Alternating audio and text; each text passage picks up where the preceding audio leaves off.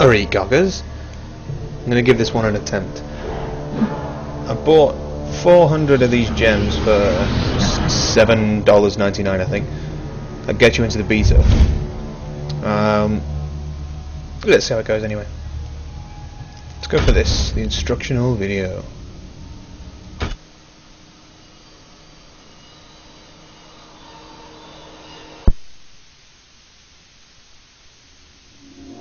Welcome to Smite, the online battleground between mythical gods. This is a basic tutorial for players that are brand new to Smite. It should be especially helpful if you're also new to MOBA type games. We'll cover more advanced topics in future tutorials. In Smite, the battle is between two teams of 5 players, and each player controls a different god from ancient mythology. Your team of 5 gods spawns in your temple. The enemy team spawns on the opposite side of the arena map. Your goal?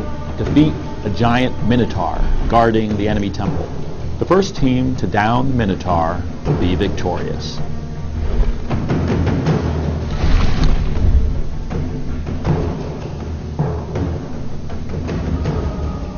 From the main menu, select Play Now, Normal Match, Solo. Wait for the invite, and then click Join on the pop-up. Once inside the match lobby, you'll see your team on the left, enemy team on the right. Choose your god before the timer expires. Let's go with Ra, the Egyptian sun god. Then lock in. Notice these two checkboxes, auto level skills and auto level items. With these checked, the game will automatically choose useful skills and items for your god as you play the match. As a new player, keep these options on. Once the match begins, Smite controls should feel familiar if you've played other action games or MMO battleground games. The camera view is third person, rather than the isometric above the map view. You move using WASD. You fire your basic attacks with the left mouse button. Importantly, every attack in Smite is a skill shot. There's no lock-on targeting. For melee attacks, you must be close to your target and facing your target. And for ranged attacks, your shots are aimed projectiles and the enemy can dodge them. Positioning is very important. During the match, your god advances in level from 1 to a max level of 20 in about 30 minutes. With each level, you gain a skill point to upgrade an ability. Since you've chosen auto level and auto item, your god will automatically gain abilities as you level. Your abilities are mapped to the keys 1 through 4. Here's Ra using his first ability, Celestial Beam. Press 1 to ready the ability and show a ground target, then position the target. Right-click if you want to cancel. Otherwise, left-click to cast the Celestial Beam ability and melt enemy minions. Your god has a health bar as well as a blue mana bar. You can restore health and mana back at your temple. If you don't want to run all the way back, you can hit B at any time to teleport back. However, it does take a few seconds, so get to a safe place before you recall. Now, back to your goal of downing that enemy minotaur. Let's take a look at the battleground. The map has 3 defined lanes, plus a jungle area between those lanes. Along each lane, you'll find a series of defenses between you and the minotaur. Defenses include minions, towers, and phoenixes. Minions. These AI-controlled creeps spawn every 30 seconds, and they march down the lane toward the enemy temple. Friendly minions meet enemy minions in the middle of the lane and fight it out. Minions normally prioritize attacking other minions. Stay behind your minions, and they help protect you from your enemies. When do enemy minions attack you? Number 1, if there's no friendly minions nearby, the enemy minions will target you. And number 2, if you damage an enemy god, any nearby enemy minions will target you. Stop damaging that enemy god, and the enemy minions will retarget your minions. Early game, Minions are strong compared to your god, so be cautious and stay behind your minions as you make progress. Towers. Each lane starts out with 2 friendly towers and 2 enemy towers. These towers are destructible, but they have strong defenses and do heavy damage. Towers are similar to minions in how they choose to attack the targets. One big exception is that once a tower begins firing at you, it doesn't stop. It keeps firing at you, doing more damage with each shot, until you leave the radius or you're dead. Help your minions advance, and they'll push forward and eventually try to destroy the first tower. You should only attack towers directly when your minions are close enough to absorb the shots fired from the tower. When the last nearby minion dies, the tower will target you. So be cautious and aware of your minions when attacking a tower. Also, you can't damage towers with your special abilities, only your basic attack. If you attack an enemy god while within range of the tower, that tower will instantly begin firing at you. Your friendly towers act the same way. So if you're having trouble defending in a lane, stay near your own tower for protection. The Phoenix. After destroying the 2 towers protecting a lane, you'll face this final lane protector. The Phoenix functions similarly to a tower, but take down an enemy Phoenix and you'll begin spawning much stronger flaming minions in that lane. Flaming minions have more defenses and do much more damage, so they help your team advance. But after a few minutes, that enemy Phoenix will resurrect itself, so it is a temporary advantage. Now inside the enemy temple, you'll face the ultimate goal, the enemy's Minotaur.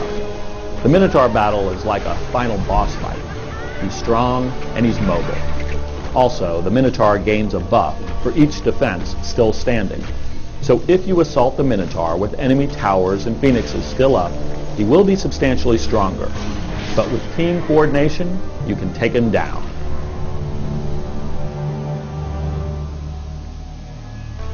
A couple of final points. Keep an eye on that minimap. Your allies are always visible on the minimap, and enemies are visible if they're near friendly minions, structures, or allies. If you don't see enemy players on the minimap, chances are they're coming to get you. Which brings me to dying. There are a bunch of reasons you want to avoid death. Number 1, if an enemy player kills you, they get stronger because they're earning XP and gold. Number 2, while you're dead, you're getting further behind because you're earning less XP and gold. Number 3, while you're dead, your team is down a player, so the enemy can more easily push towers. And number 4, your respawn time gets longer and longer as the match progresses. If you die late in the game, you're going to be spectating for a long time. So, for those first few matches, try being a cautious and defensive team player. Thanks for watching, and good luck on the battleground.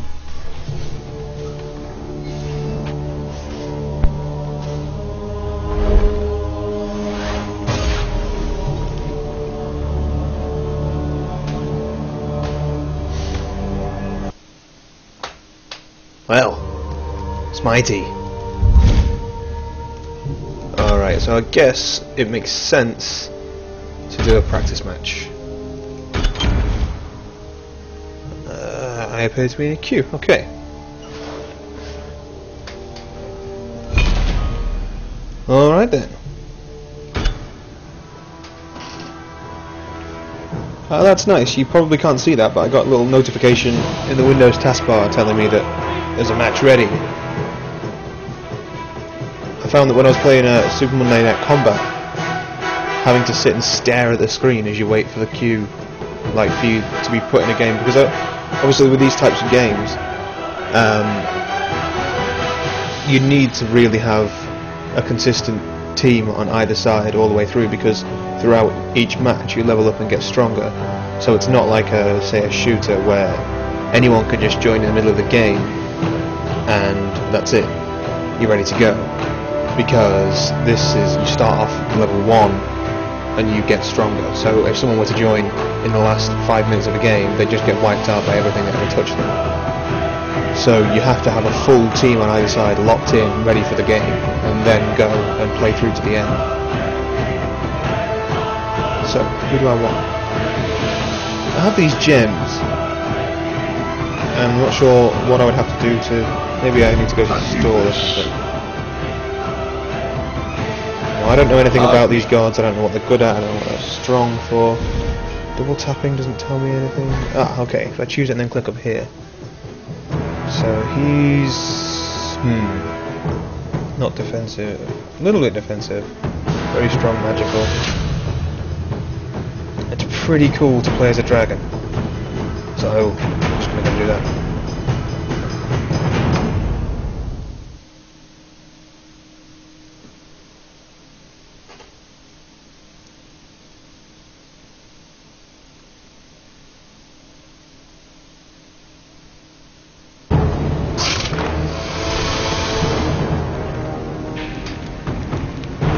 Yep, straight away this is fun. It's cool. I'm a friggin' dragon. Okay, let's see what it can do. Alright, look at that. That doesn't help me. Okay. So why can't I do 1, 2, 3 and 4? Do I need to unlock those?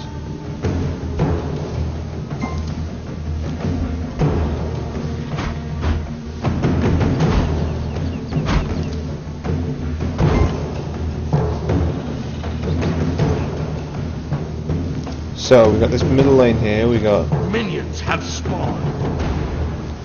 This is I'm led to believe jungling that I'm doing right now. I guess I can just go to these guys and like just work them over to earn myself some XP and level up. Oh crap! Die. So I am actually aiming.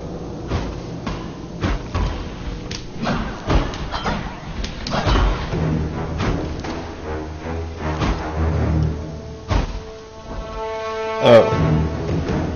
Well. They've gone back to full strength, so I guess because I backed off too much.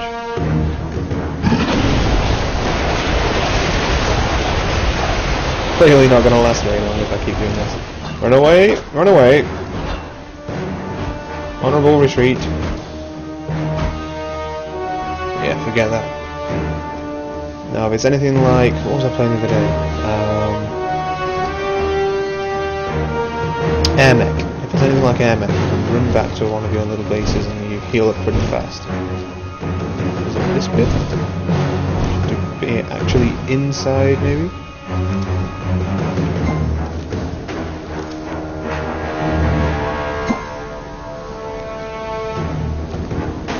Oh, okay, all the way back here.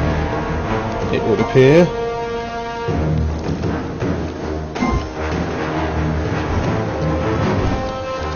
Go with these minion chappies and see where they go and maybe try and get involved. Maybe I shouldn't have chosen the awesome dragon because, you know, he's not actually the best at just standing there and attacking. I sort of have to hang back. Oh dear. Ooh, we have my guys on this little tussle. Hello little dudes. See, I've leveled up, but because I'm level 6 or lower, it automatically does my leveling up for me.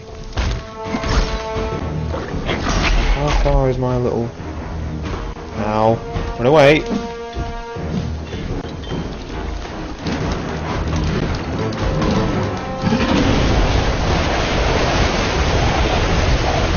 Ah! That's what leveling up did, it gave me that.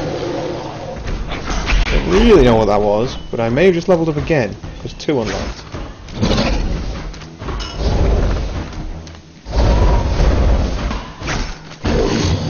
Ow. You have been slain. I'm aware of that, thank you.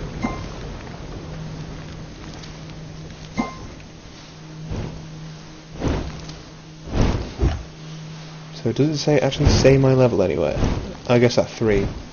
Down here is my level.